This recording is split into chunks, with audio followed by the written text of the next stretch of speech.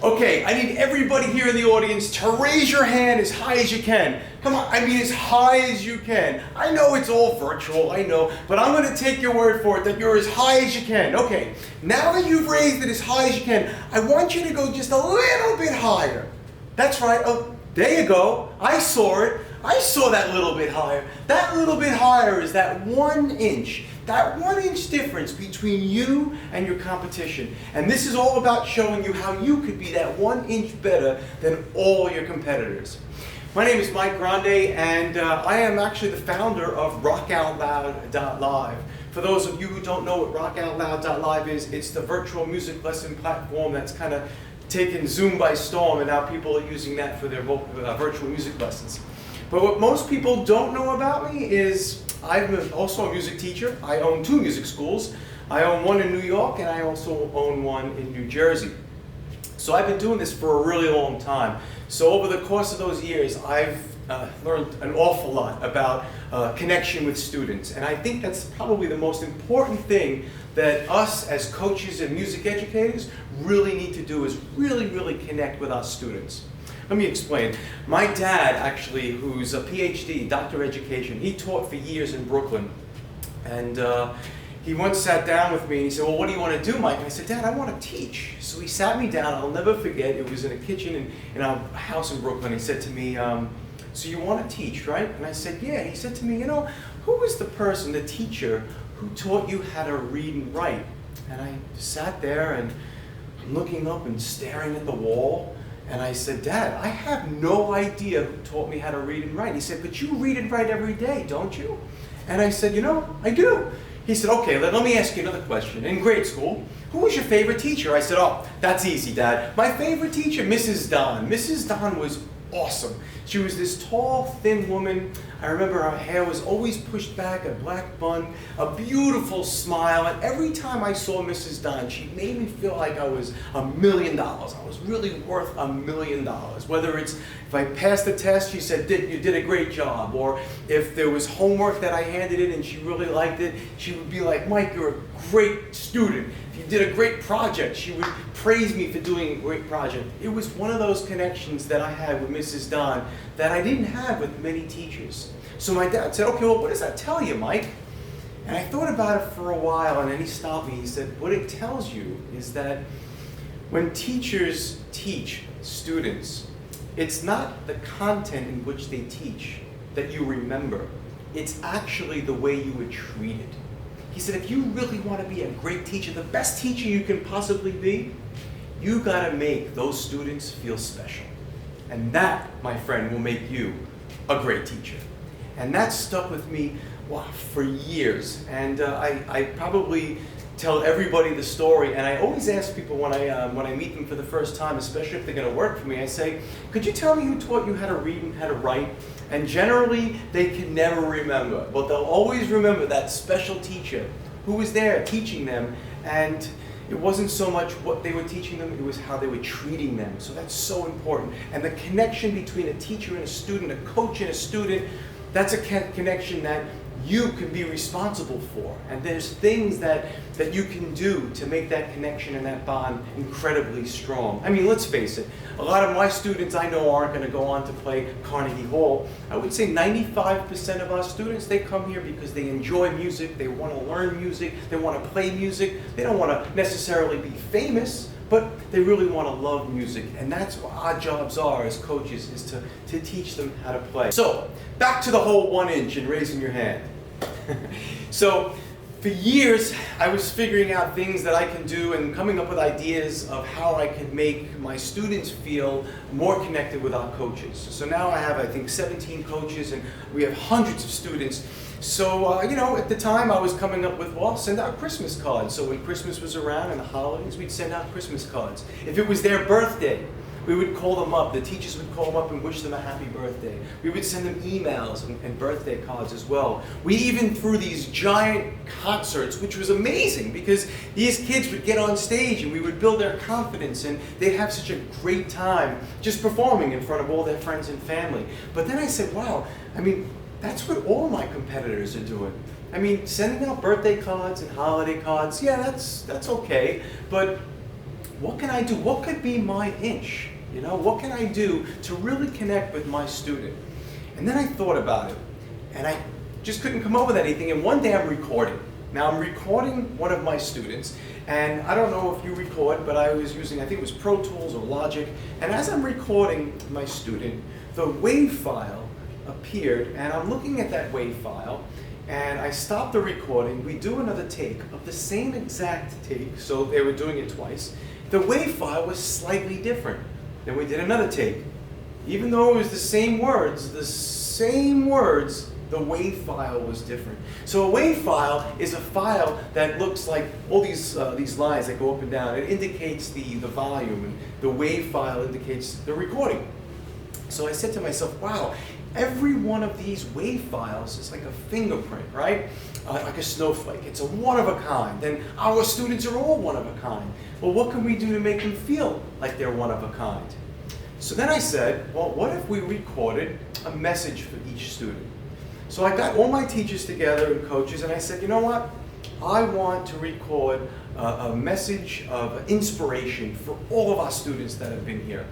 So I want each of you to pick your students and spend some time recording a nice little message. A message like, hey, you're doing a great job, I'm really proud of you. And I want to see that WAV file, right? So they all did, and they sent me hundreds of these MP3s, and I'm looking at these MP3s and I'm saying, okay, I can see the visual WAV file when I'm in Pro Tools, but how does my student know what it even sounds like, right? You just see the visual. Then I said, well, what can I do to take the visual and convert it into audio? So after thinking and thinking and thinking, I was, I think, shopping on Etsy one day, and there was a QR code that I scanned. And I scanned it, and then the audio came out. And I said, wait a second, if I can take a QR code and I can associate the audio to that QR code to the WAV file, I can have the student play back that WAV file while also seeing the image. And that's exactly what I did. So let me show you. So this is what that WAV file looks like. So Colin's coach, Anthony, sat down and recorded a beautiful message of inspiration for Colin. And Colin now can see that you have this awesome WAV file. And this is the WAV file that you'll see in Pro Tools or Logic. So as you're recording, you'll see these crazy lines. And the beauty of these WAV files is they're like a fingerprint, a snowflake. They're one of a kind. So this will never look like even the next take that Anthony would have done. As the coach saying this to Colin, he would have said something, it would have been similar, but it would have not have been identical. So now I took this little QR code. So what I've decided to do is take the QR code and match the audio with the WAV file. So when a student takes out their phone, and I'll show you, you hit the camera of your phone, and you put the camera right over that QR code, and it scans it, and you can open up the drive. And you'll hear, hey Colin, what's up buddy? It's Anthony over here at Rockoutloud. I just want to say that you've been doing a great job. You've made so much progress since we started. I'm really proud of how many strings you know on the guitar, how many songs we played through, and the fact that you're able to get to a few songs in one lesson. Keep it up, keep practicing, and let me know if there's anything I can help you with. I'm super proud of you, man. Great job. now isn't that just beautiful? That's his coach wishing Colin all the best. That's these messages of inspiration. And boy, let me tell you the feedback that we get when we send this out. So we've been doing this now for a few years, and I could tell you the first time we did this, people had no idea what this was, and they scanned it and they heard it, and all of a sudden we start getting these emails and phone calls from parents, and they were saying that, you know, little Susie came home from school, she failed her test, she felt miserable, but that she scanned, and there was a video of her scanning this, that she put it on her wall, and she's hearing back what her coach was saying to her, and it cheered her up. And then there was a kid who was bullied in school, that we sent one of these to him. We didn't even know he was bullied. And this message of inspiration, really, it turned him around. And boy, these are the things that really can make the difference between a teacher and a coach. And to me, there's such a big difference between a teacher and a coach. A teacher focuses on teaching, where a coach, we focus on the student. And when we do something as personalized as this, it really, really hits home. Parents feel like you really care. Kids really, really connect. And that's what it's all about. I mean, yeah, it's a music lesson, and if a kid wants to learn for release, I'm sure you can teach them for release. But the difference is the connection between you and that student, and that's what we do this for. So after all of these years of trying to find my 1 inch, I found it a few years back, and it was these QR codes, letters of inspiration. So when we get these QR codes, we don't send them around the holidays. And that's one thing you don't want to do. I feel by doing that, it becomes a gift that kind of gets lost in the whole noise of Christmas presents and mail and stuff like that. So what we like to do is we send them out in February. But the thing is most people say to me, Mike, you're crazy. You're spending $1.60 or $1.70 to send each one of those out. Yeah, I'm spending $1.70 to send out one of those. I get them printed out on Snapfish. They're 8x10s. People put them on their wall. They mount them. It looks beautiful. I spend $1.70 and mail them out. And they said, well, why don't you just take the easy road? And I said, what do you mean the easy road? Yeah, well, you can email it to them, right? Or you can give it to them when they walk in for their lesson. And I'm like, but you're missing the whole Ralphie thing, man. And they're like, what do you mean the Ralphie thing? I'll explain the Ralphie thing. But you can't underestimate the power of a child opening up a mailbox to find out that there was a package that was in their name for them to open. You can't underestimate that. And that's what I call the Ralphie deal. The Ralphie term, I guess you could call it, is when you've seen The Christmas Story. You see little Ralphie's running to his mailbox for his little Elf and Annie decoder pin, whatever it is, and he goes up into his mailbox, he doesn't see it there, and he gets so upset, right? But then you find when little Ralphie runs up to the mailbox, he pulls it open, and he sees his decoder pen, and he opens it up, and he's like, oh my God, I got my secret decoder, and he runs into the house so excited. That's the Ralphie game. And I love doing that for children. Children love to get things in the mail. They don't get things in the mail ever, especially when it's a February. I mean, they might get a Christmas card for the holidays, or they might get a birthday card for their birthday, but who just sends them something out of nowhere? We do. And that's our inch. I mean, these are the things, these small little things that just really have grown my business and have also created this bond with our students.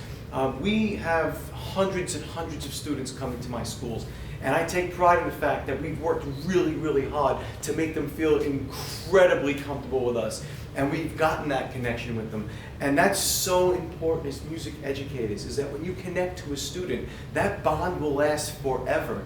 Now, I'll take you back to Mrs. Don. I'm 50 years old, and I don't think I've seen Mrs. Don since the 2nd grade ended, which was years and years ago. Let's call it 4 decades ago, you know, maybe even more. I haven't thought about Mrs. Don in over 40 years, yet she's still in the forefront of my mind because the way she treated me. So if your students move on and they go to high school or college, or they move away and get married, they're always going to remember how you treated them. That's so important. So that's my 1 inch that I've done that's really grown my business. So let me ask you, what's your 1 inch?